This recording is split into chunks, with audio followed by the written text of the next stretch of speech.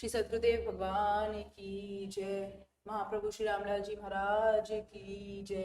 परम योगेश्वर जी श्री चंद्रमोहन जी महाराज की जय। कृष्णचंद्र भगवान की जय। गुरुदेव वचनामृत। कल हमने योग साधक के लिए अनुपालनीय नियम का पहला भाग पढ़ा था। आज वहीं से शुरू करते हैं। मेरे बच्चे अधिकांश घर गृहस्थी वाले हैं। मैं तो अपने हर गृहस्थ बच्चे को एक बात जोर देकर कहता हूँ कि पति पत्नी में परस्पर प्रेम रहना चाहिए। दोनों को एक प्राण होकर रहना चाहिए। इससे साधना में किसी प्रकार का विघ्न नहीं आता। मनु महाराज का वचन है, संतुष्टो भार्या भर्ता तथैव च यस्मिन्नेव कुले नित्यं सर्वं तद् रोचते गृहम्। अर्थात जिस परिवार में पत्नी से पति खुश रहता है और पति से पत्नी प्रसन्न रहती है तो वहां सब प्रकार से सुख संपत्ति का वास रहता है, लक्ष्मी बरसती है और किसी प्रकार की बीमारी नहीं आती तथा उत्तम संतान की प्राप्ति होती है।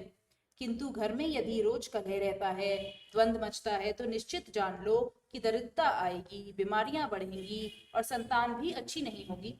इसलिए हर गृहस्थ साधक को परस्पर प्रेम से रहना चाहिए। योग साधकों को ध्यान अभ्यास के साथ साथ यम नियम आदि का भी पूरा पूरा पालन करना चाहिए। उन्हें यह भी नहीं सोचना चाहिए कि पहले हम यम नियम का ही पालन कर लें फिर ध्यान अभ्यास में बैठेंगे। यम नियम आदि जो योग के 5 बहिरंग साधन हैं उनमें आंख बंद करने की आवश्यकता नहीं पड़ती। उनमें अपने व्यवहार में यम नियम आदि को अपनाना पड़ता है। मैंने तुम्हें कई बार यह बताया है कि जो यम नियमों का पालन नहीं करता और जिसने गुरुदेव के थपेड़े खाकर साधना नहीं की उसका पतन हो जाया करता है। योग के एक अंग का ही यदि ठीक प्रकार से पालन हो जाए तो वह एक अंग ही हमें समाधि द्वार तक पहुंचा देता है। यम नियमों में सर्वप्रथम स्थान अहिंसा का है। योगी को सर्वभूत हितरतः की भावना से युक्त होकर मन, वचन एवं कर्म से किसी भी प्राणी को पीड़ा नहीं पहुंचानी चाहिए। वस्तुतः अहिंसा की पूरी पूरी प्रतिष्ठा तो योगी को समाधि मिल जाने पर ही होती है। तब तक योगी सर्वभूतस्थमात्मानं सर्वभूतानि चात्मनि की स्थिति में नहीं पहुंच जाता अथवा शुनैः चैव शपाके च पंडितः समदर्शनः के सिद्धांत अनुसार सब प्राणियों में आत्मदर्शन नहीं कर लेता, तब तक कोई भी पूर्ण रूप से अहिंसक नहीं हो पाता। अहिंसा की प्रतिष्ठा हो जाने पर हिंसक प्राणियों में भी अहिंसा भाव का उदय हो जाता है। मुझे एक घटना याद आई है। एक बार आनंदगंज श्री प्रभु जी अपने कुछ शिष्यों के साथ ऋषिकेश से आगे ब्रह्मपुरी के जंगलों में घूमने गए। श्री मुलकराज जी महाराज भी उनके साथ थे। उन दिनों उनकी तुरीय स्थिति बनी हुई थी। घूमते घूमते अचानक एक बाघ निकल आया। सब लोग डरने लगे। श्री प्रभु जी ने अभयदान दिया। सभी शांत खड़े रहे।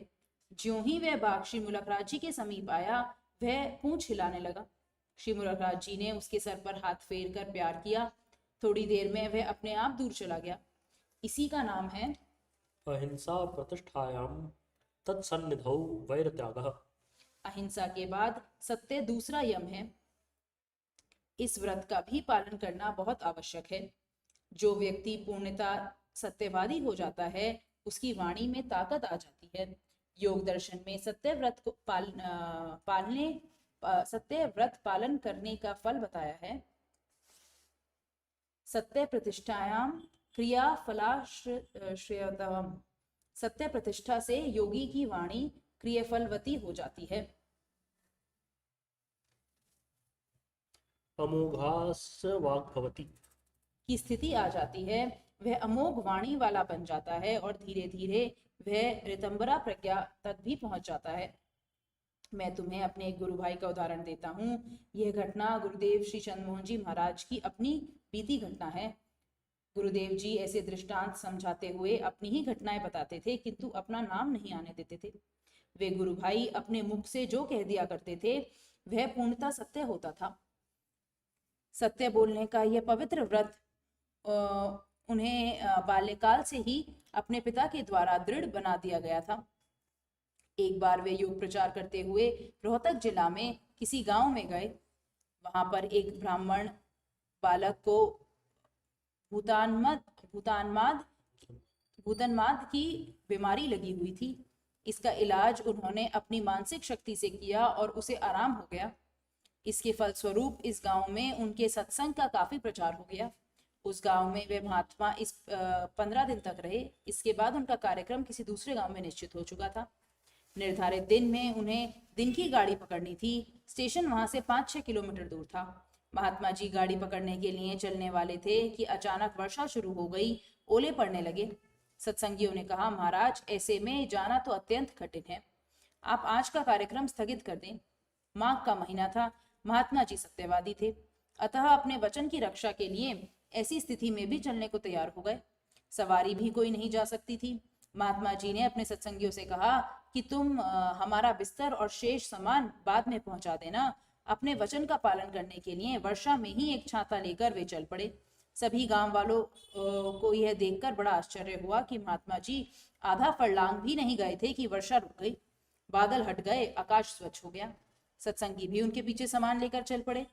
उनके सत्य संकल्प के कारण वे ठीक समय पर पहुंचे और गाड़ी पकड़ ली। यह महात्मा जी की सत्य संकल्पता का ही परिणाम है। सत्यवादन के 1 साल के अनवरत अभ्यास करने से योगी को वाक सिद्धि स्वतः ही प्राप्त हो जाती है। किंतु इस बात का भी ध्यान रखना चाहिए कि कटु सत्य भी ना बोलें। कटु सत्य में अनेक प्रकार की हानियां निहित रहा करती हैं। सत्यवादी व्यक्ति यदि साथ में ध्यान योगी भी है तो उसके लिए बुद्धि का आलोक खुल जाता है, उसे स्फुट प्रज्ञा प्राप्त हो जाती है। साधक के लिए ब्रह्मचर्य व्रत का पालन तो आवश्यक है ही। ब्रह्मचारी विनयेषु शक्तिमाधातुं समर्थो भवति। ब्रह्मचारी अपने शिष्यों पर शक्तिपात कर सकता है। अणिमा आदि सिद्धियां ब्रह्मचारी को सहज ही मिल जाती हैं। इसलिए साधक को अपनी इंद्रियों पर निग्रह रखना चाहिए। यह बहुत बड़ा तप है। साधक को अस्तेय व्रत का भी पालन करना चाहिए। अस्तेय का अर्थ है मन से चोरी का भाव निकाल देना। इस भाव की प्रतिष्ठा हो जाने पर अस्तेय प्रतिष्ठायाम सर्वरत्नो पस्थानाम, अर्थात योगी को सब रत्न अपने आप उपस्थित हो जाते हैं। अपरिग्रह का पालन भी जरूरी है। अपनी धन संपत्ति में आसक्ति का न रखना अपरिग्रह कहलाता है। अपरिग्रह से संतोष मिलता है। इस व्रत के स्थैर्य से जन्म कथांत संबोध, आगे पीछे जन्म की बातें याद रहने वाली हैं। जिला मैनपुरी में हमारा एक शिष्य रघुनंदन लाल शास्त्री हैं। उनकी एक लड़की है। वे पिछले जन्म में रेल के नीचे कटकर मर गई थी। पिछले जन्म में मेहतर कुल में उसका जन्म हुआ था। उसके पति और घर वाले उसे बहुत मारा पीटा करते थे। इसलिए एक दिन उस लड़की ने आत्महत्या कर ली। इस लड़की को इस जन्म में भी पूर्व जन्म की सारी बातें याद हैं। लोक में भी ऐसी बातें कभी कभी घट जाती हैं, किंतु यह योग की बात नहीं है। इस प्रकार से ये 5 नियम हैं। इस प्रकार से ये 5 यम हैं। इसमें से यदि एक की भी साधना हो गई तो साधक मुक्ति द्वार तक पहुंच सकता है। यमों के साथ साथ नियमों का भी पालन करना चाहिए। पहला नियम शौच है। ये 2 प्रकार का होता है, एक बाहर का और दूसरा भीतर का। शरीर, वस्त्र आदि को स्वच्छ व शुद्ध रखना बाहर शौच है। शुभ भावों से अंतःकरण को पवित्र रखना भीतरी शुद्धि है। अंतःकरण शुद्धि के बिना पर दर्शन नहीं हो सकता। संतोष का भी अपना महत्व है। इसी प्रकार से तप और स्वाध्याय भी क्रिया योग के अंतर्गत आते हैं। ये दोनों अंतःकरण को पवित्र बनाने वाले उत्तम साधन हैं।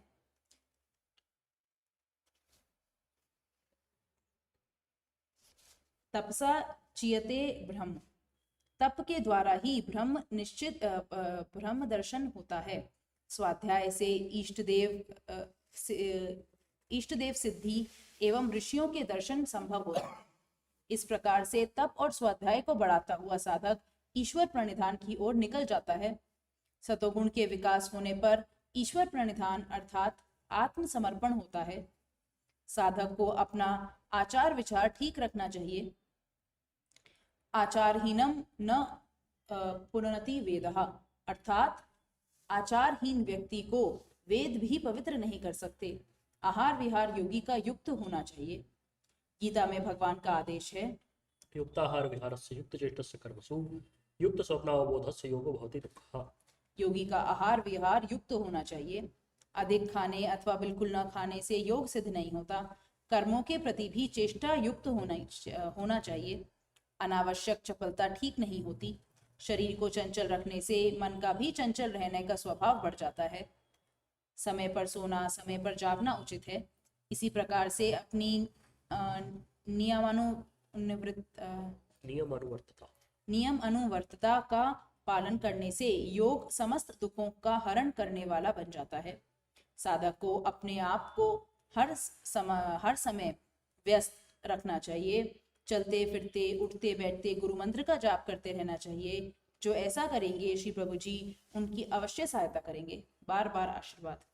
बोले श्री सद्गुरुदेव भगवान की जय। परम प्रभु श्री रामलाल जी महाराज की जय। योगीराज अनंत स्वामी श्री चंद्रमोहन जी महाराज की जय। सदाशिव भगवान की जय। योगेश्वर श्री कृष्णचंद्र भगवान की जय। शंकर भगवान की जय। हर हर महादेव।